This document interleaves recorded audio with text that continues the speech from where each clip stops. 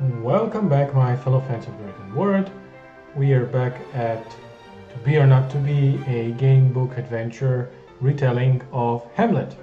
Last time we played as Ophelia, so let's try something different today, and let's play as Hamlet.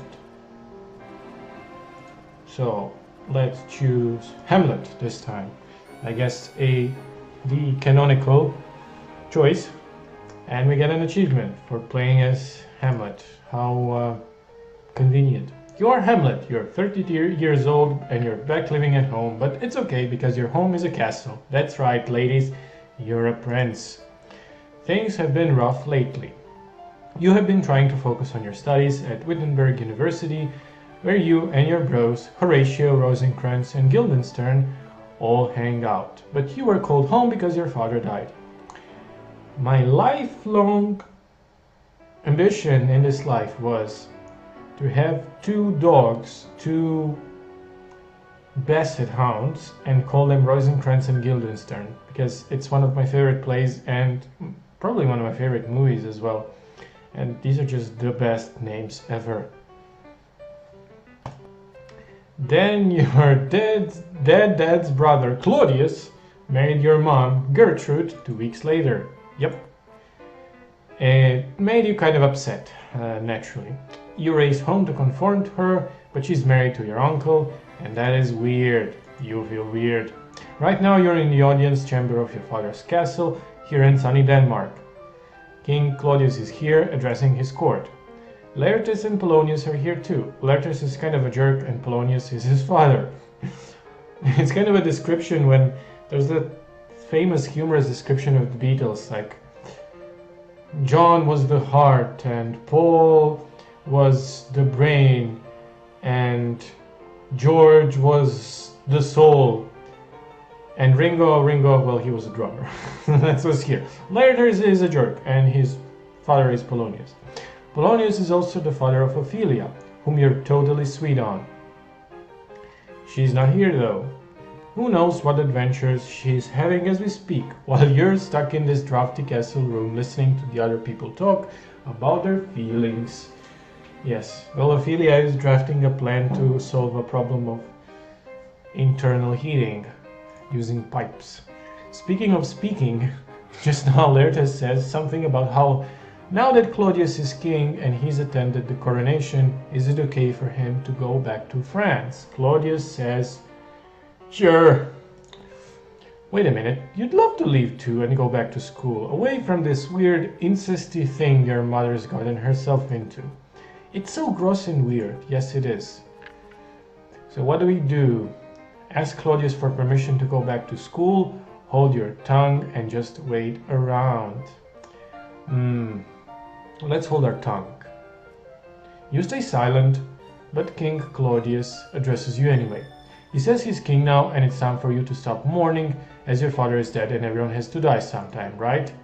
Man up, he says. Walk it off, he says. Drop me a letter about it. Not my problem. Number 1, cheer up already, Lane. Dope spill Denmark, he says. Not cool. Your mom agrees with him, and then when they're done insulting you, they leave. You kind of wish you'd insulted him when you had a chance. Yes. In the meantime, you're alone in an empty council room and feeling pretty sad. An empty room offers tons of possibilities, which include things you can do inside this empty room, such as talk to yourself about how your life is in ruins and how everything just sucks. Leave the room, or you're finally home and it's been weeks since you embarked to sit on the throne as the Prince of Denmark. Yeah, let's do that. Okay, you sit on the throne, and since I like you, I'm going to describe your situation in rhyming verse. Now, this was gonna be a story all about how your life got flipped, turned upside down, but instead you're gonna sit with your butt down in this chair and ignore how you're really Denmark's rightful heir. Whoa, my flow is so awesome that it infects even you. You begin rapping to yourself, about yourself. Here's the lyrical truth you lay down. In West Denmark, I was born and raised. On the battlefield is where I spend most of my days, chilling out with dead times, stabbing old fools, and all the sword fighting Norwegians outside of my school. When a couple of armies, they were up to no good, started repulsing our invasion out of their neighborhood. Dad died one little time and my mom got scared and I said, I'm marrying your dead brothers, but we weren't having an affair. You feel like you could keep spitting some extremely tight rhymes, but you also feel like you've brought yourself pretty much up to speed on your own life. Well done, Prince Hamlet. Achievement get. Yo, Hamlet, smell you later. Now that's funny. That's funny. What do you do? Continue sitting on the throne. Yes. While you're busy doing that, your friend Horatio bumps into you and tells you, A. He's in town for your dad's funeral, mom's wedding, and they served leftover appetizers from one at the other. B. Ghosts are real. C. He's seen one and so have a bunch of other guys. D. It keeps showing up at the same time. And E. He's pretty sure it's the ghost of your dad. Finally, some adventure, some closure. You agree that you'll come with him tonight to see the ghost when it shows up again. It's such an obvious decision that it kind of feels like you don't even have a choice in the matter. Okay, what do you do? Agree to go with Horatio tonight to see the ghost when it shows up again. Yes, let's do that. I'll be there 11:30 sharp, you say, and Horatio leaves satisfied. Well, now you have 8 hours to blow before it's time to meet ghosts. What do you want to do, Hamlet? Be Ophelia for a while? What? Play solitaire. What do you mean, be Ophelia for a while? No. I want to play solitaire. You, Hamlet, Prince of Denmark, are now sitting in your bedroom and playing solitaire for hours and hours and hours and hours, which is pretty a colossally useless waste of your time, especially since you keep cheating. A 5 goes on top of a 3, Hamlet? Really? Anyways, at this point, we're 15 games in, and wow, if you're not careful, people might start saying that your tragic flaw is, I don't know, inaction? Inaction, man! Cheated solitaire, yes. Eventually the sun goes down and it's almost 11:30, which hopefully you remember as the appointed hour Horatio told you about wherein a ghost keeps showing up to bother him. Time to meet that ghost, huh? Meet up with Horatio and bust some myths about actual ghosts being real. Yes, let's do that. You and Horatio go to where he saw the ghost the first time. Now we play the waiting game, says Horatio. He's interrupted by the sound of trumpets. You look at him and raise an eyebrow. They make that noise to warn everyone that King Claudius is getting wasted, he says. Those trumpets go off every night around this time. He sighs. Denmark, he says.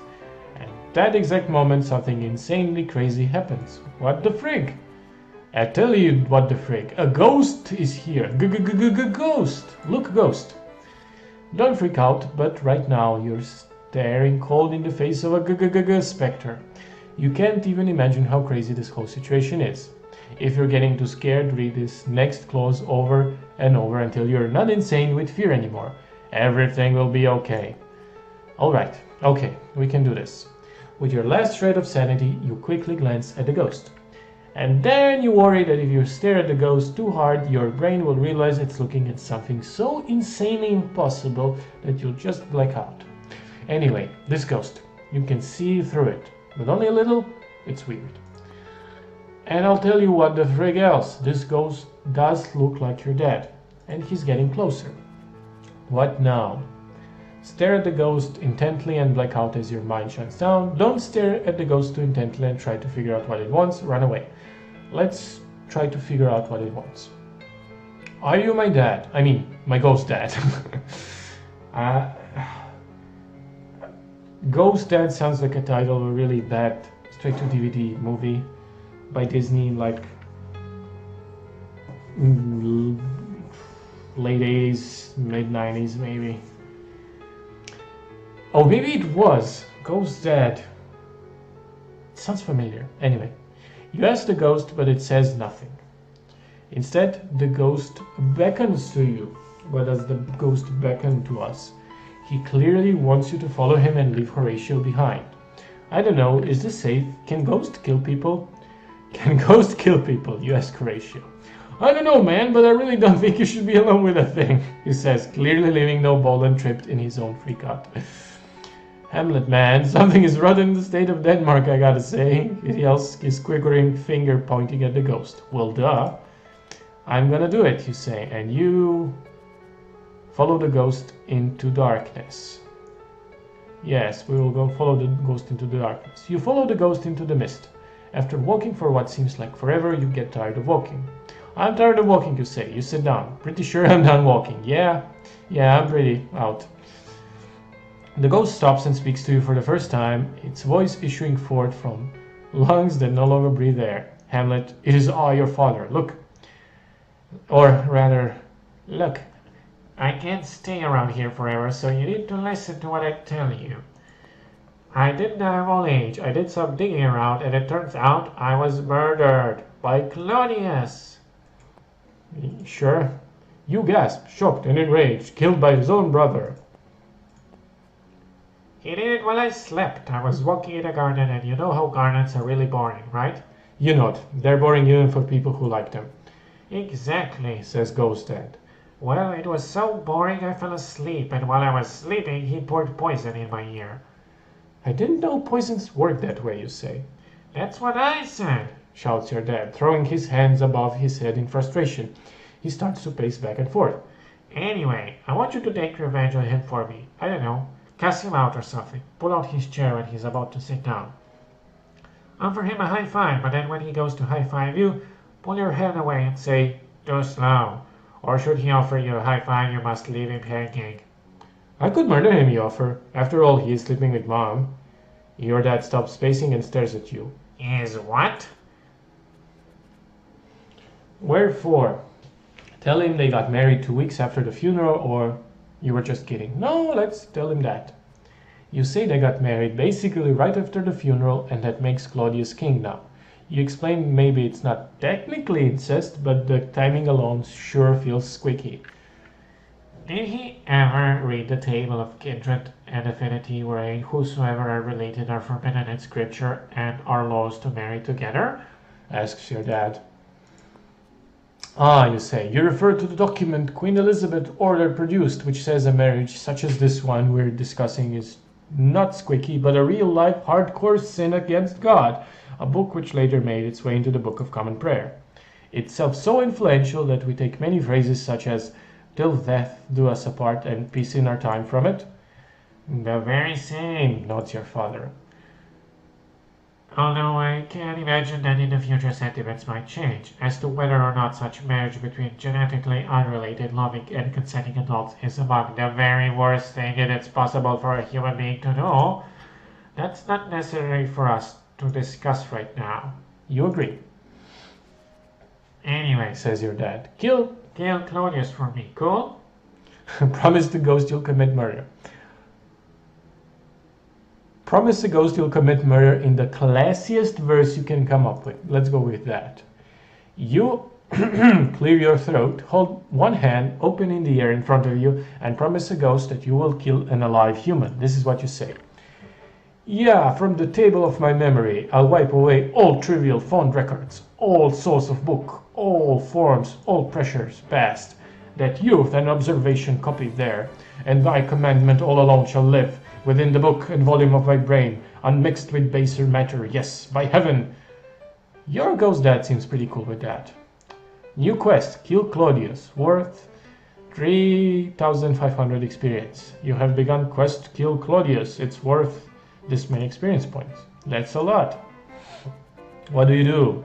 Leave it then and return to Horatio? Throw in a little sexism for good measure. No, we're not gonna do that. You walk back to where Horatio is waiting for you.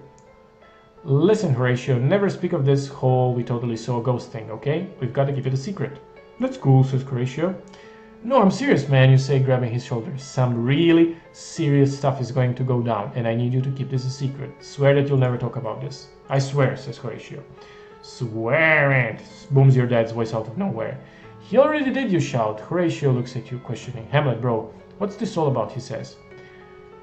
There are more things in heaven and earth, Horatio, you begin. Than are dreamt of in my philosophy, Horatio finishes. Annoyed. Fine, right, whatever. Okay, Horatio will keep your secret, and you've got a quest from a ghost to fulfill. And at the end, he will probably give you some cool loot for completing it.